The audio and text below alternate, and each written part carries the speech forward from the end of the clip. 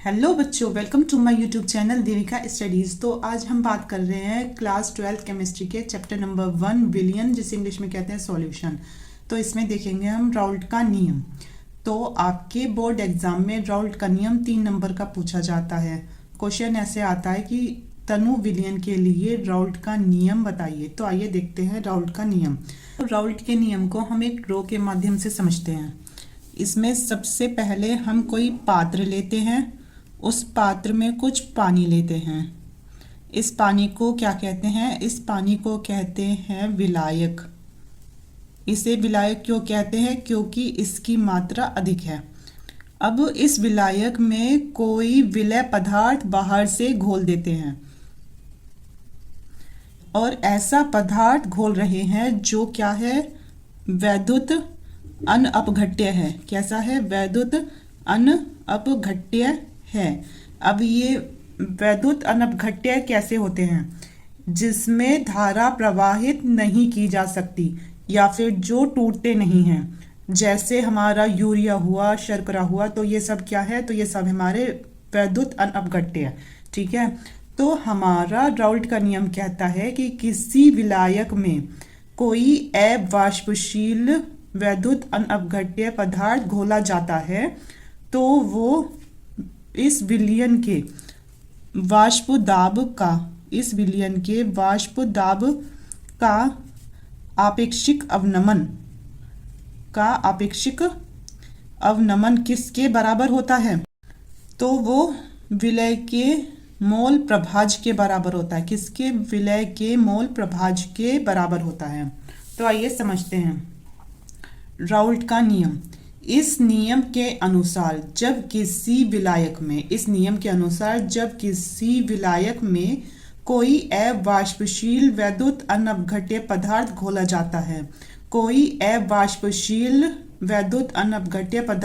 जाता है तो विलयन के वाष्प दाब का आपेक्षिक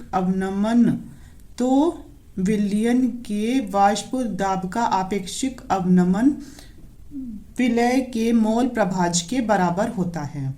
तो इसका सूत्र होगा कि P note minus P S upon P note. अब ये P note minus P S upon P note क्या है?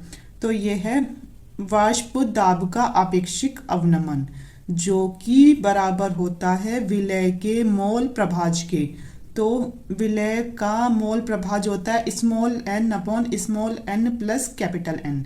ठीक है। तो ये आपस में कैसे होंगे? बराबर होंगे। तो ये हमारा राउल्ट के नियम का सूत्र। अब हम देखेंगे तनु विलयन के लिए राउल्ट का नियम। तनु विलयन के लिए कैसा होगा राउल्ट का नियम? कि स्मॉल n और प्लस कैपिटल N जो था राउल्ट के नियम में, उसके बराबर क्या रखा जाए? कैपिटल N को रख देंगे।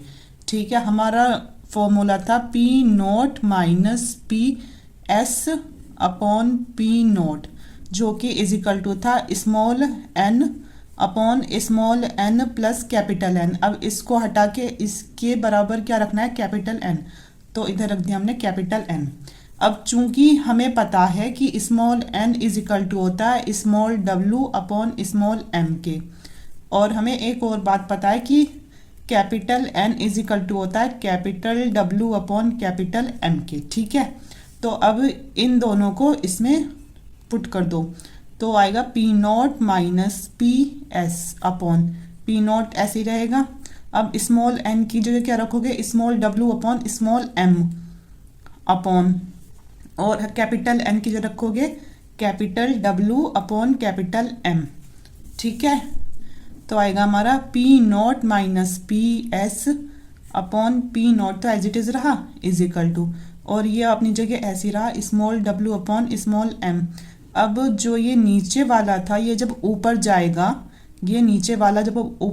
तो ये उल्टा हो जाएगा मल्टीप्लाई में, मतलब m आ जाएगा ऊपर और w आ जाएगा नीचे।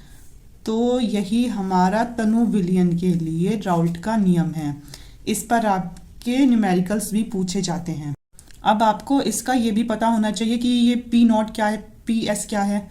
तो P नॉट है शुद्ध विलायक, शुद्ध विलायक का वाष्प दाब, शुद्ध विलायक का वाष्प दाब है हमारा पी नॉट। और अगर बात करें पी एस की तो वो है विलयन का वाष्प दाब, विलयन का वाष्प दाब। और स्मॉल डब्लू क्या है, स्मॉल डब्लू है विलय का भार। और स्मॉल एम क्या है, स्मॉल एम है विलय का अणुभार। आपने एक बात नोटिस करी कि जो स्मॉल में है तो उनके आगे क्या आ रहा है, विलय है, तो ये किसके हैं, विलय के। और जब हम बात करें कैपिटल की तो कैपिटल डब्लू होगा विलायक का भार और कैपिटल एम होगा विलायक का अणुभार, विलायक का अणुभार। अगर आप ऐसे पूरा लिख कर आओगे तो आपको पूरे 3 नंबर मिलेंगे। अब देखेंगे हम राउल्ट के नियम की सीमाएं। तो राउल्ट के नियम की सीमाएं क्या हैं। फर्स्ट है कि यह वैद्युत अनअपघट्य पदार्थ के विलयन पर लागू होता है। सेकंड है इसमें ताप स्थिर रहना चाहिए।